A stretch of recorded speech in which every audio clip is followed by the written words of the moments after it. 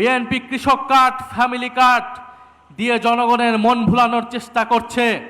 কৃষক card, family card দিতে দিতেই বিএনপির তেল ফুরিয়ে গিয়েছে। জনগণের চাপে, সেই সময়ে রাজনৈতিক বাস্তবতার চাপে তারা গণভোটে রাজি হলেও আমরা দেখতে পেলাম যে নির্বাচনের পরপর তারা গণভোটকে অস্বীকার করা শুরু করেছে। যেই বিএনপির জন্ম হয়েছিল গণভোটের মাধ্যমে, সেই বিএনপি আজকে জুলাই গণ অভ্যুত্থান পরবর্তী গণভোটকে অস্বীকার করছে। পারতপক্ষে বিএনপি তার অস্তিত্বকেই অস্বীকার করতে শুরু করে দিয়েছে। আমরা খুব স্পষ্টভাবে বলতে চাই, বাংলাদেশের প্রত্যেকটি প্রতিষ্ঠানকে নতুন করে যে বিএনপি দলীয়করণ করছে, এটা আওয়ামী লীগের পথেই বিএনপি বাংলাদেশকে এগিয়ে নিয়ে যাচ্ছে।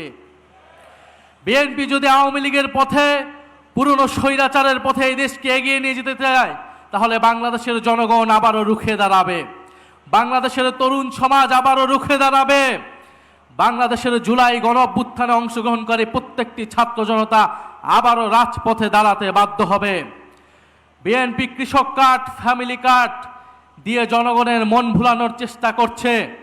কৃষক কার্ড, ফ্যামিলি কার্ড দিতে দিতেই বিএনপির তেল ফুরিয়ে গিয়েছে, জ্বালানি ফুরিয়ে গিয়েছে, অথচ মন্ত্রীরা সংসদে বলছে কোনো জ্বালানি সংকট নাই। বাস্তব সমস্যাকে অস্বীকার করছে, অর্থনৈতিক সমস্যাকে অস্বীকার করছে, দেশে আইন শৃঙ্খলার যে ক্রমান্বয়ে অবনতি হচ্ছে সেটাকে অস্বীকার করছে বর্তমান সরকার। আমরা সর্বাত্মকভাবে এই সরকারকে সহযোগিতা করতে প্রস্তুত ছিলাম দেশের স্বার্থে, জনগণের স্বার্থে, কিন্তু বিএনপি সরকার সেই সকল সহযোগিতা নেওয়ার সকল দরজা বন্ধ করে দিচ্ছে। আমার জানা নেই, যারা এখানে অভিজ্ঞ আছেন, মুরব্বী আছেন, তারা বলতে পারবেন বাংলাদেশের ইতিহাসে এত কম সময়ে, মাত্র 2 মাসে কোন সরকার এতটা অজনপ্রিয় হয়েছিল কিনা। বিএনপি সেটা বাস্তবে প্রমাণ করে দিয়েছে।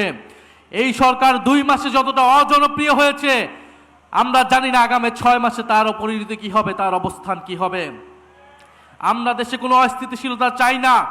আমাদের দাবি একটাই, গণভোটের গণরায় বাস্তবায়ন করে জুলাই গণ অভ্যুত্থানকে প্রকৃত সম্মান দেওয়া, জুলাই শহীদ পরিবারকে প্রকৃত সম্মান দেওয়া, আহত যোদ্ধাদের প্রকৃত সম্মান দেওয়া।